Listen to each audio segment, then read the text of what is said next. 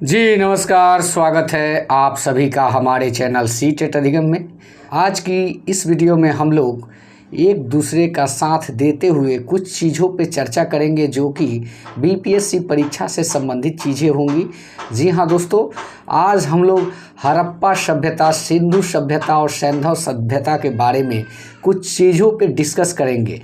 मैं जानता हूं कि आप भी परीक्षा की तैयारी कर रहे हैं और हम भी परीक्षा की ही तैयारी कर रहे हैं, लेकिन इसी बीच अगर सभी मिलकर इस तैयारी को करते हैं तो ज़्यादा बेहतर होगा और चीज़ें जो है क्लियर होती चली जाएगी और परीक्षा में हम लोग के लिए आसान हो जाएगा कि बीपीएससी शिक्षक भर्ती में शिक्षक कैसे बने। जी हाँ दोस्तों, ये रिलेटेड टॉपिक होगा जो कि आप सभी जानते हैं। इस टॉपिक को बहुत सारे लोगों ने पढ़ भी लिया होगा, कुछ लोग पढ़ रहे होंगे और कुछ लोग खोज रहे होंगे कि क्या पढ़ें। तो यह जो है, यह टॉपिक जो है, आप सभी जानते हैं कि जब एक आयोग परीक्षा लेती है तो जीके और जीएस ये चीज़ें होती ही होती है। तो क्यों ना हम लोग सिलेबस से पहले से ही इस चीज़ को पढ़ना और जानना चालू कर दें कि सिलेबस अगर आता भी है तो पढ़ने में कठिनाई नहीं होगी क्योंकि समय भी कम बचेगा। जी हाँ दोस्तों, इस वीडियो में हड़प्पा सभ्यता के बारे में पूरा जानेंगे और यह वीडियो आप लोग को अच्छा लगे तो चैनल को भी सब्सक्राइब कीजिएगा, क्योंकि आपका रिस्पॉन्स अगर अच्छा रहा तो आप और हम मिलकर तैयारी करेंगे ताकि आयोग को जो यह टैग मिला है कि बिहार का टॉपेस्ट आयोग, उस टैग को हम लोग हटवा देंगे। इसलिए कि रिजल्ट इस बार कम से कम 100% जितने सीटेड पास अभ्यर्थी हैं 100% पास करेंगे। तो चलिए वीडियो की शुरुआत करते हैं। सबसे पहले आपके स्क्रीन पे दिख रहा होगा कि हड़प्पा सभ्यता किस युग से संबंधित है।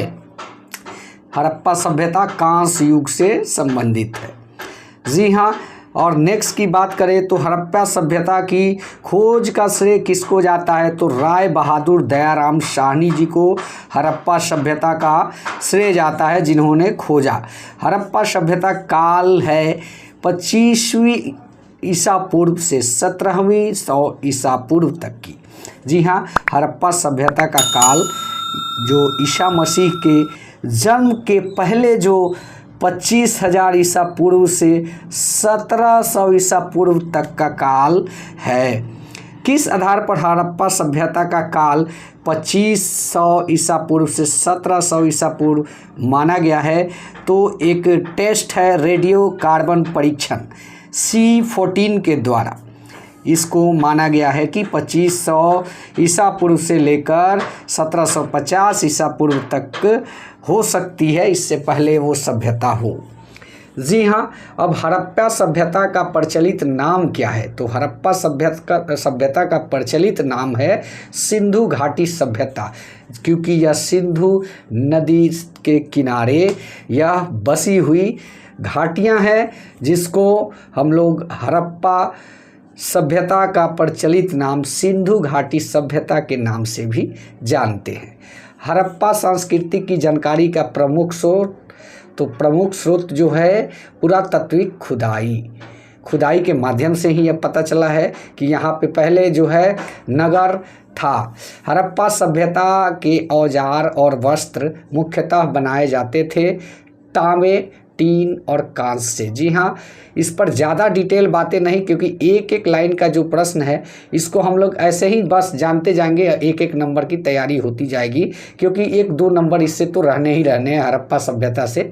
तो आते हैं अगले टॉपिक पे। भारत में चांदी की उपलब्धता के प्राचीनतम साक्ष्य कहाँ से मिले, तो हड़प्पा संस्कृति से ही मिले हैं। हड़प्पा सभ्यता में खत्ती या भंडारगिरी सबसे अधिक कहाँ पाए गए, तो हड़प्पा में। जी हाँ, हड़प्पा में ही सबसे ज़्यादा यह पाए गए। हड़प्पावासी किस वस्तु के उत्पादन में सर्वप्रथम थे, तो कपास के उत्पादन में वो सर्वप्रथम थे, क्योंकि सभी जानते हैं कि घाटियों में जो है वहाँ दलदली भूमि ज़्यादा होती है, तो इस प्रकार की खेती करवाना बहुत ही संभव है। गन्ने की भी खेती बहुत संभव तरीके से यहाँ पे हो पाती है। और भी अनाज के अवशेष मिले, जैसे गेहूँ, जौ, चावल, इन सबों का अवशेष मिला, चना का अवशेष मिला है। तो बहुत सारी चीज़ें मिली है, लेकिन वो डिटेल हो जाएगा, हम लोग एक एक लाइन में इसको क्लियर करते चलेंगे। हड़प्पा की सभ्यता के बारे में किसका सम्मान करना आरंभ हुआ? तो पशुपति का। देखिए उस समय भी जो है एक तरह से कहें तो पूजा की व्यवस्था उस समय भी थी, पशुपति का ये लोग सम्मान किया करते थे। हड़प्पा सभ्यता से संबंधित स्थल मालवन स्थित है गुजरात में, ये भी एक बंदरगाह ही है जिसे हम लोग क्या कहते हैं, आगे उसके नाम को जानेंगे। हड़प्पा लिपि में कौन सा लिपि सर्वाधिक साम्य रखता है? तो द्रविड़ लिपि। जी हाँ, ये द्रविड़ जो प्रजाति थी वो भी भारत की मूल निवासी मानी जाती है, लेकिन यहाँ पे जो है हड़प्पा लिपि के बारे में जिक्र किया गया है, जो सर्वाधिक साम्य रखती थी वो द्रविड़ लिपि थी। हड़प्पा संस्कृति के स्थलों का सर्वाधिक संकेंद्रण किस नदी के किनारे प्राप्त हुआ? तो सिंधु नदी के किनारे पर। चलिए नेक्स्ट, हड़प्पा की मुहर बनी होती थी स्टेलाइट से बनी होती थी उनके मुहरे। किस पुरातात्विक ने सिंधु घाटी सभ्यता स्थल मोहनजोदड़ो की प्रारंभिक खोज की? तो राखाल दास बनर्जी के द्वारा यह खोज किया गया था। जी हाँ, सिंधु सभ्यता किस युग से संबंधित है? तो आद्य ऐतिहासिक युग से संबंधित है। और जो सिंधु सभ्यता का कौन सा स्थान भारत में स्थित है? तो वो कहाँ है? लोथल, जो कि गुजरात में पड़ता है। और यह एक प्रकार से कहे तो यह बंदरगाह भी होता है। जी हाँ, यहाँ पे लोथल में, जो लोथल जिसको हम लोग जानते हैं हड़प्पा सभ्यता में, वो क्या था? एक्चुअल वो बंदरगाह था। सिंधु घाटी की सभ्यता मुख्यतः कैसी थी? तो शहरी थी। जी हाँ, सिंधु घाटी सभ्यता किस रूप से जानी जाती है? तो नगर नियोजन के रूप में। देखिए यहाँ पे आते हैं, यहाँ पे देखने को मिलेगा सिंधु घाटी सभ्यता के व्यक्तियों का मुख्य आहार क्या था? तो गेहूँ। देखिए इसका मतलब गेहूं का भी खेती उस सभ्यता में की जा रही थी। आज से मतलब 2500 ईसा पूर्व गेहूं की खेती की जाती थी, इसके साक्ष्य है, क्योंकि उनका मुख्य आहार गेहूं था। सिंधु घाटी की सभ्यता के लोग का धर्म प्रमुखता किस पर आधारित होता था? तो मातृ देवी की पूजा पर। तो इसी से अनुमान यह भी लगाया जाता है कि सिंधु सभ्यता जो रही होगी वह महिला प्रधान सभ्यता रही होगी। सिंधु घाटी सभ्यता की लिपि कौन सी थी? तो पढ़ी नहीं जा सकी है। जी हाँ, इनके जो लिपियां हैं, जो चित्र है, वो सारे वो पत्थरों पे मिलते हैं, लेकिन अभी तक उसको पढ़ा नहीं जा सका है। सिंधु सभ्यता के लोग का संबंध किससे था? तो सुमेरिया से। सिंधु घाटी के लोग सामान्यतः किस पशु से परिचित थे? नहीं थे, सॉरी, कौन से पशु से परिचित नहीं थे? तो ये वो था गाय। गाय से सिंधु घाटी के लोग परिचित नहीं थे। जी हाँ, अब नेक्स्ट की बात करें तो आप देखेंगे कि सिंधु सभ्यता के निवासियों द्वारा किन खाद्यान्नों का उत्पादन किया जाता था? तो गेहूं, जौ, कपास, मटर। आया ना जिक्र, मैंने आगे ही इस वीडियो में बताया था कि वो लोग गेहूं, जौ, कपास, मटर खेती किया करते थे। चने की भी खेती किया करते थे, उसके भी अवशेष मिले। किस स्थान से सिंधु घाटी सांस्कृतिक से संबंध विख्यात वृषभ मुद्रा प्राप्त हुई? तो मोहनजोदड़ो से। मोहनजोदड़ो में जो खुदाई हुई उसमें बहुत ही विख्यात और बेशकीमती मुद्राएं प्राप्त हुई। और आगे बात करते हैं, सिंधु घाटी के लोग अनभिज्ञ थे, मतलब नहीं जानते थे धार्मिक प्रवृत्ति से। जी हाँ, यहाँ देख सकते हैं सिंधुवासी सिंधु घाटी सीसा का आयात कहाँ से करते थे? तो ईरान से। सिंधुवासी स्लेटी पत्थर का आयात कहाँ से करते थे? तो राजस्थान से। नेक्स्ट प्रश्न के बारे में जानेंगे। चलिए देखिए नेक्स्ट प्रश्न, सिंधुवासी फिरोजा कहाँ से प्राप्त करते थे? मध्य एशिया से। सिंधुवासी उपासना नहीं करते थे विष्णु का। सिंधु सभ्यता के किस स्थान से बुना हुआ कपड़ा प्राप्त हुआ? हड़प्पा से। सिंधु घाटी सभ्यता के लोग किस धातु के सिक्के का प्रयोग करते थे? तो ताम्र युग था ही। आप लोग को पता होना चाहिए कि सबसे ज़्यादा कांस्य के बर्तनों का भी प्रयोग लाया जाता था, औजार के भी। तो स्वाभाविक है कि जो सिक्के चलते होंगे वो ताम्र के ही चलते होंगे। सिंधु सभ्यता में दास प्रथा का अनुमान किसने लगाया था? श्रमिकों के लिए निर्मित आवास द्वारा। सिंधु सभ्यता की मोहरों पे जो स्वास्तिक का चिन्ह बना होता था वो किस देवता का प्रतीक था? सूर्य देवता का उपासना करता था लोग। इसका अनुमान लगाया जाता है कि सूर्य के उपासक हड़प्पा सभ्यता के लोग रहे हैं, सिंधु सभ्यता के लोग रहे हैं। और सिंधु सभ्यता का समूचा क्षेत्र कैसा था? तो त्रिभुजाकार था, एकदम त्रिभुजाकार था। सैंधव सभ्यता, प्रश्न चेंज। सैंधव सभ्यता के विस्तार कहाँ से कहाँ तक थे? तो सीमा जो थी, पूर्व सीमा बलूचिस्तान तथा पश्चिमी सीमा सतका गैंडोर तक, ये जो सीमा सीधे आती थी। सैंधव सभ्यता में मोहरों पर किस पशु का सर्वाधिक उत्कीर्णन हुआ है? तो उस बैल का, क्योंकि बैल से सबसे ज़्यादा प्रयोग में लाया जाता था। सैंधव सभ्यता के महान स्नानगार कहाँ से प्राप्त हुए? तो मोहनजोदड़ो से। जी हाँ, मोहनजोदड़ो से यह प्राप्त हुए थे। सैंधव सभ्यता कालीन अर्थव्यवस्था प्रमुख रूप से किस पर आधारित था? तो कृषि पर। 1961 में बीबी लाल तथा बी के थापर के निर्देशन में किस सैंधव स्थल का उत्खनन किया गया? तो कालीबंगा का उत्खनन किया गया। पंजाब में कौन कौन से सैंधव स्थल है? तो पहला है हड़प्पा, रहमान ढेरी, सरायखोला और जलीलपुर, ये 4 है वहाँ पे। सैंधव निवासियों के सबसे धार्मिक जीवन में कौन सा तत्व विद्यमान नहीं था? तो विशिष्ट मूर्ति की पूजा। सैंधव सभ्यता के निवासियों द्वारा किस धातु का प्रयोग सर्वाधिक किया गया? तो कांस्य का। सैंधव निवासियों के लिए किस वस्तु का आयात सबसे महत्वपूर्ण था? धातु एवं बहुमूल्य पत्थरों का आयात बहुत ही महत्वपूर्ण था। और बात करते हैं नेक्स्ट। तो नेक्स्ट आप देखेंगे कि सैंधव सभ्यता के लोग किस धातु से परिचित नहीं थे? लोहा से सैंधव सभ्यता के लोग परिचित नहीं थे। सैंधव सभ्यता को कहाँ के लोग बसाया था? तो भूमध्य सागरीय लोग सैंधव सभ्यता को बसाए थे। चलिए नेक्स्ट जानते हैं। अब आते हैं सैंधव सभ्यता के लोग कौन कौन सी सामान का उपयोग आभूषण निर्माण में करते थे? तो सोना, चांदी, ताम्र, हाथी के दांत और हड्डियों का जो आभूषण के तौर पे निर्माण करने के लिए उपयोग में लाया जाता था। सैंधव सभ्यता से संबंध किन स्थलों से चावल की खेती के प्रमाण मिले? तो वो आपका है लोथल और रंगपुर। किस फसल के उत्पादन के संबंध में सैंधव स्थलों से कोई प्रमाण नहीं मिला? तो वो दाल का।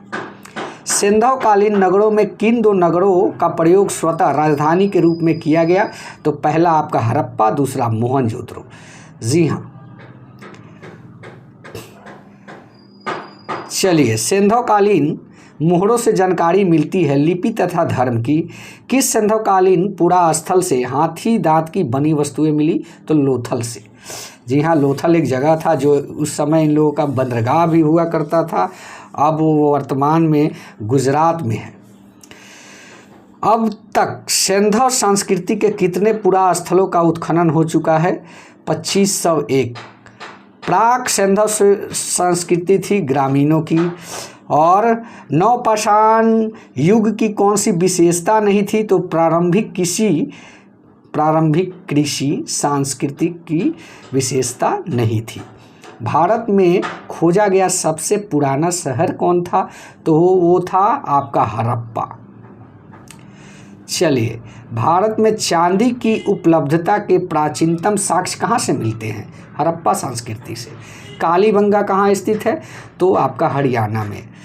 पूरा पाषाण काल में सौधान की कौन सी प्रवृत्तियाँ प्रचलित थी? देखिए, उस समय जो लोग मरते थे, सौदान जो होती थी उस समय कुत्तों के साथ जो भी मानव मरते थे उनके साथ उनके कुत्ते को भी गाड़ दिया जाता था उनके साथ। इस मतलब वो इसलिए क्योंकि उसका मालिक ही नहीं रहा तो अब इसकी ज़रूरत नहीं। जी हाँ, अब आते हैं नेक्स्ट प्रश्न पे।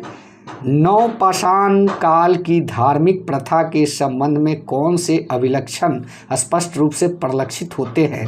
तो मातृ देवी की पूजा, यानी कि सभ्यता जो है मातृ प्रधान रही है। मोहनजोदड़ो ने सर्वाधिक चौड़ी सड़क जिसे राजपथ कहा गया, उसकी चौड़ाई कितनी थी? तो 10 मीटर चौड़ाई थी और उसे राजपथ कहा जाता था। भारत में सर्वप्रथम पाषाणकालीन सभ्यता की खोज कब प्रारंभ हुई? 1863 ईस्वी में। आखेट एवं पशुपालन का कार्य सर्वप्रथम किस काल में शुरू हुआ? तो पाषाण काल में।